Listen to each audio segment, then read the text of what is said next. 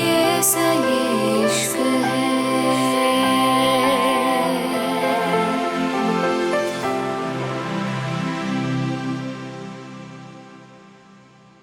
The mafia boss. Unwanted wife. सारा जोर जोर से रो रही थी। मेरी बच्ची, आंटी, मेरी बच्ची। कम से कम एक बार उसका चेहरा तो दिखा देती। कैसे थी मेरी बच्ची? रवीना सारा को चुप कराते हुए बोली, बस कर, कितने आंसू बहाएगी? उस बच्ची की किस्मत में शायद जिंदगी नहीं लिखी थी। चली गई भगवान के पास। तू दिल छोटा मत कर, आखिर तेरी जिंदगी पड़ी है। वो एक गलती तेरी जिंदगी की सबसे बड़ी गलती बन गई और अब भगवान ने मौका दिया है। तू तो उस बच्ची के बाप का चेहरा तक नहीं जानती थी। इतनी बड़ी दुनिया में कहां ढूंढती? और वो कैसा मर्द था, तेरी जिंदगी बर्बाद करके चला गया। भूल जा मेरी बच्ची, उस बच्ची को भूल जा। वो तो पैदा होते ही चल बसी। चल तू घर चल, नई जिंदगी शुरू कर।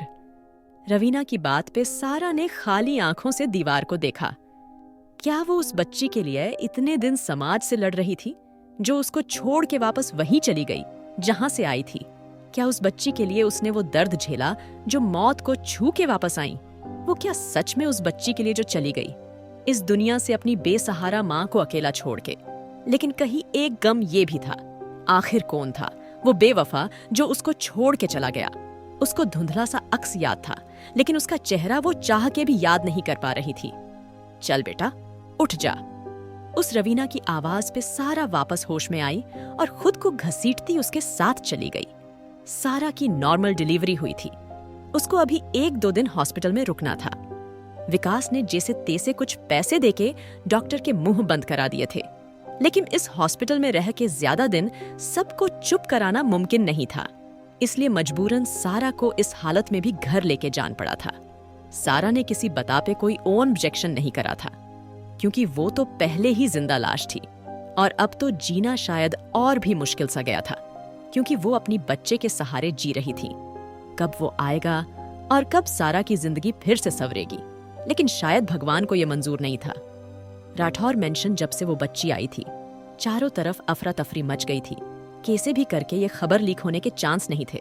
वही नौकरों की फौज उस बच्ची के आसपास थी। तभी समीरा, जो कि अभी नींद से जागी थी, नीचे आई तो सबके होश फाख्ता देख के उसको भी अजीब लगा। समीरा अपनी स्वीट सी वॉइस में बोली, क्या हुआ ताई, आज इतना टेंशन का माहौल क्यों बना हुआ है? जहां तक मुझे उम्मीद है, जिहान तो घर पे नहीं है, तब भी आप लोग इतने डरे हुए हैं। समीरा की बात पे बूढ़ा आदमी जल्दी से बोला, बेबी जी, आपने सही कहा, बाबा यहाँ नहीं है, लेकिन आपको नहीं पता आज सुबह से कितना कुछ घट चुका। समीरा हैरानी से बोली, क्या हो गया? तभी अचानक समीरा की नजर सोफे पे लेटी बच्ची पे गई, जो अब बुरी तरह रो रही थी। समीरा हैरानी से बोली, घर में एक बच्ची? जिहान को पता है या? और ये बच्ची किसकी है? समीरा का खुद भी कोई बच्चा नहीं था। उसकी शादी को 5 साल हो गए थे, लेकिन अभी तक कोई भी बच्चा नहीं हुआ था। समीरा बच्चों को देख के बहुत ज्यादा तड़पती थी। वही समीरा का पति राजन कुछ खोया खोया सा रहता था, लेकिन किसी को ये नहीं मालूम था आखिर किस वजह से समीरा मां नहीं बन पाती। सब डॉक्टर समीरा को बिल्कुल ठीक बताते थे, लेकिन उसने बाद भी वो कंसीव नहीं कर पाती थी। समीरा ने बच्ची को देखा और आगे बढ़ के जैसे ही उसको उठाने लगी, रुक्मणी जल्दी से बोली, रहने दीजिए बेबी जी, साहब ने मना किया है, बच्ची को कोई हाथ नहीं लगाएगा। समीरा हैरानी से बोली, क्यों नहीं लगाएगा? देख रही है ना कितनी छोटी है।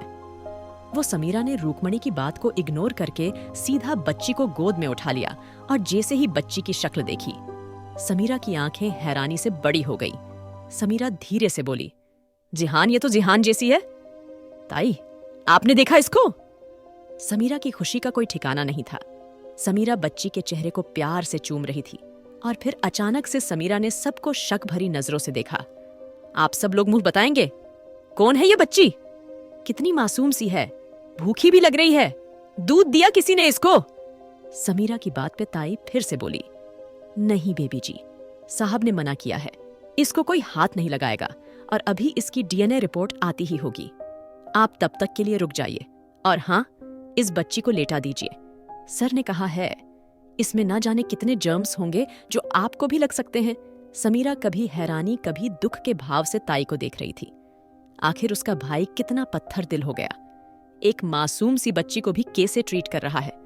लेकिन समीरा अगले ही पल खुद को शांत करते हुए समझ गई थी, उसका भाई ऐसा ही है। वो बहुत ज्यादा हार्टलेस। उसको तो इस बात से खुश होना चाहिए, कम से कम उसने बच्ची को इस घर में आने तो दिया।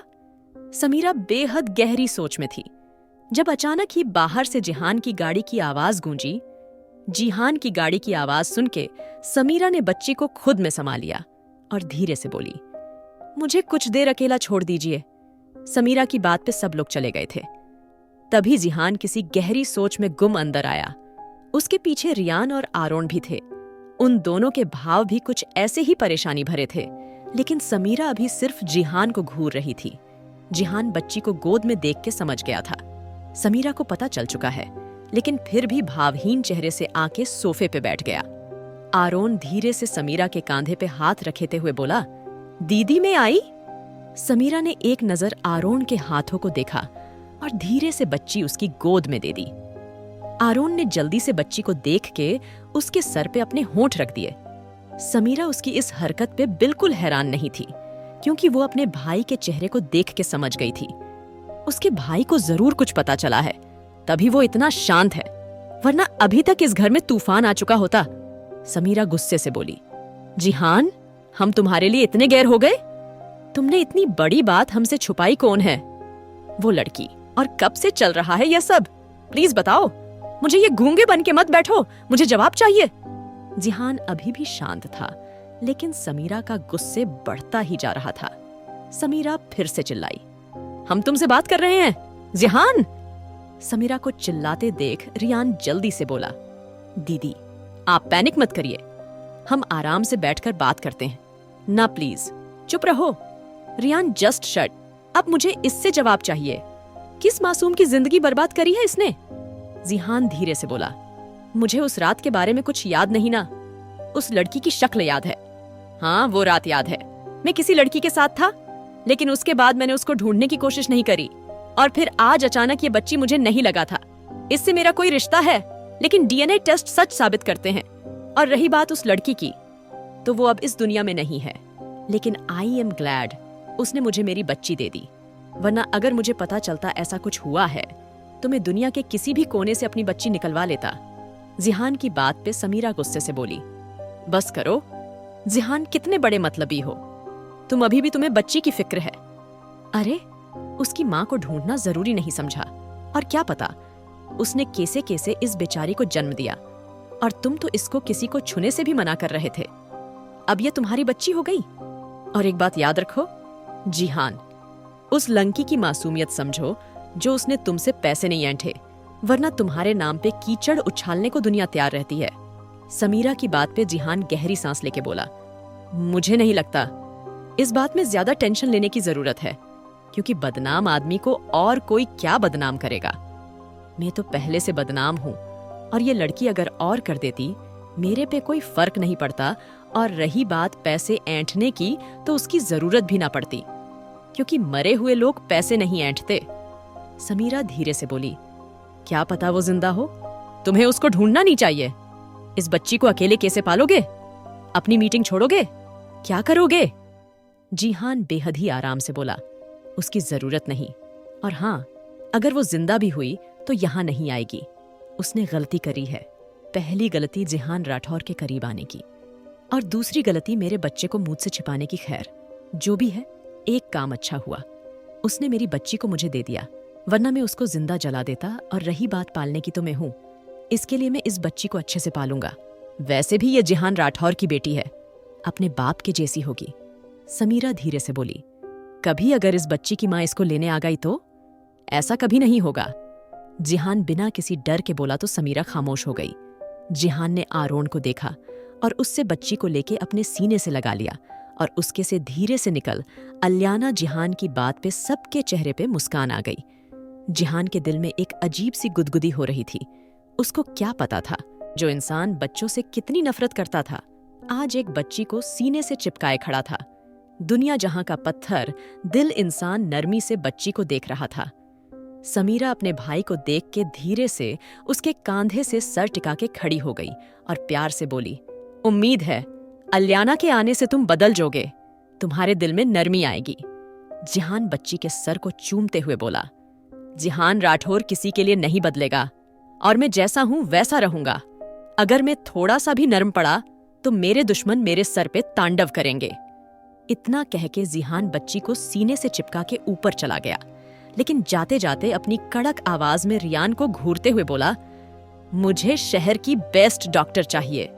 समीरा जिहान को देखते हुए बोली, मुझे लगता है इसको हॉस्पिटल लेके चलते हैं, वहां पे बाकी टेस्ट भी हो जाएंगे। समीरा की बात पे जिहान जाते जाते रुका और फिर गर्दन हिला के नीचे ही आ गया। आखिर कैसे संभालेगा जिहान अलियाना को? क्या करेगी अब सारा?